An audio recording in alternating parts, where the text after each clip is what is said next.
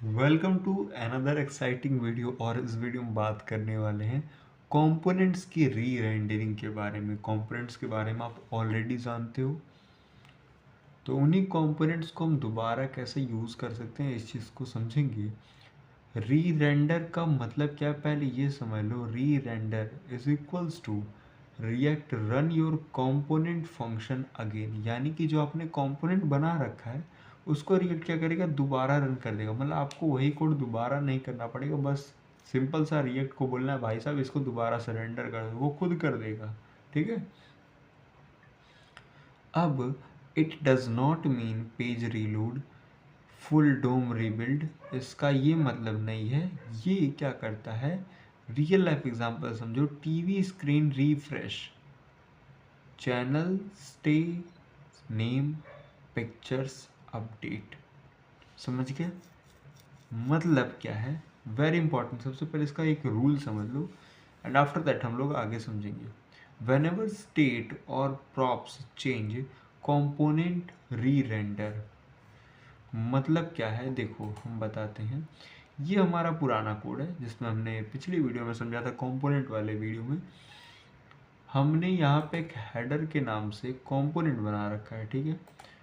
अब इसके अंदर हमने कुछ स्टाइलिंग वगैरह भी दे दिया, जैसे बैकग्राउंड कलर और जो भी तमाम चीज़ें होती हैं, जस्ट नॉर्मल थिंग्स, वो हमने दे दिया। एंड इसमें डिस्ट्रक्चरिंग कर दिया टाइटल एंड कलर का, जो कि यहाँ पर आ रहा है टाइटल और ये कलर। अब यहाँ पे अगर आप देखोगे तो मैं उस हेडर को कॉल कर रहा हूँ एंड टाइटल होम पेज दे दिया एंड कलर रेड दे दिया।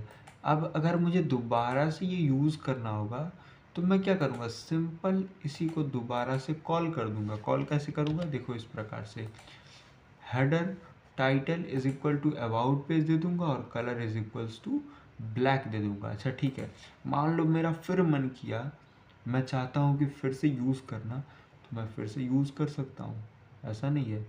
ठीक है। तो इसको और बेटर अगर आप समझना चाह रहे हो तो आप सिंपल, सबसे पहले हम क्या करते हैं, अपने इस कोड को रन कर लेते हैं। ठीक है।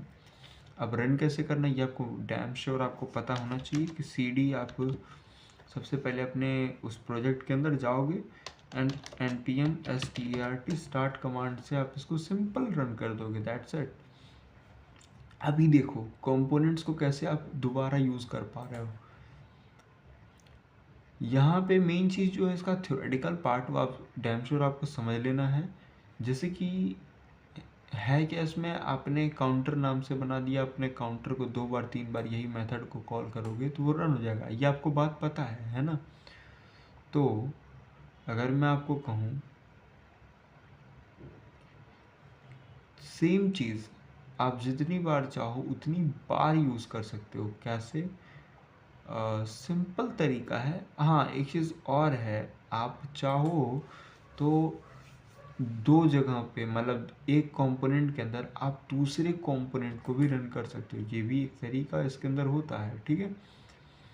तो फर्स्ट ऑफ ऑल हम अपने एप्लीकेशन को रन कर लेते हैं ना। आफ्टर दैट हम क्या करते हैं, सबसे पहले इस हेडर के अंदर सपोज दैट हम चाहते हैं एक बटन देना, तो हम इसके अंदर एक और कंपोनेंट बनाएंगे, BUTTON.JSX।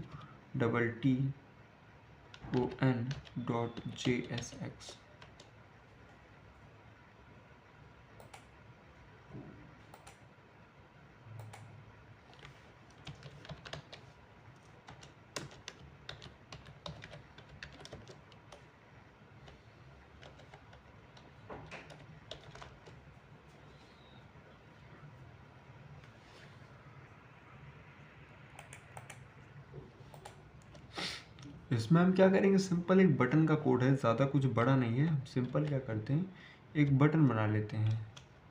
तो यहाँ पे हम कर देते हैं button click me, that's it. And after that एक सेकेंड, यहाँ पे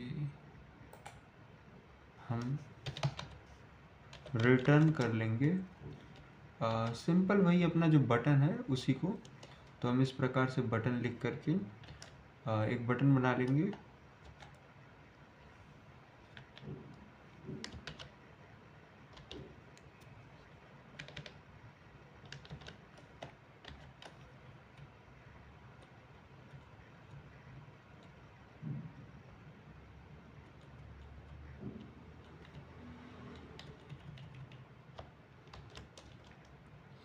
या फिर हम ये भी कर सकते हैं इसके साथ,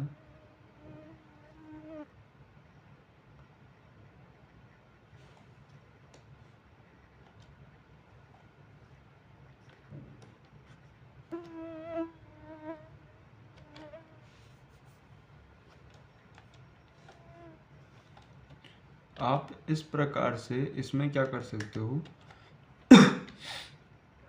रिटर्न के अंदर आप इस प्रकार से आप ब्रैकेट्स के थ्रू इन्हें रैप करके भी आप पास कर सकते हो। इसके अलावा और भी बहुत सारे वेज होते हैं जिसके थ्रू आप ये चीज़ कर सकते हो, ठीक है। तो इसमें हम कर देते हैं, ये बटन कुछ इस प्रकार से सिंपल, ज़्यादा कुछ है नहीं। सिंपल जो HTML के अंदर बटन होता है हमने वही बनाया, और इसको बनाने के बाद हम हेडर के अंदर आकर के सिंपल क्या करेंगे, इसे सबसे पहले इंपोर्ट करना होगा एंड आफ्टर दैट हम इसे यूज़ कर सकते हैं, ठीक है। तो हमने क्या किया, IMPORT इंपोर्ट किया किसको, बटन को।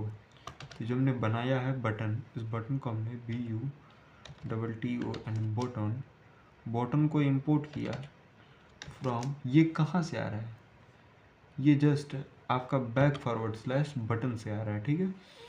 तो हमने क्या किया, सबसे पहले इसको मंगाया, एंड इसको मंगाने के बाद आप यूज़ कैसे करोगे, ये भी क्वेश्चन है। यूज़ करना बहुत सिंपल है मेरे भाई, यूज़ करने के लिए कुछ नहीं करना।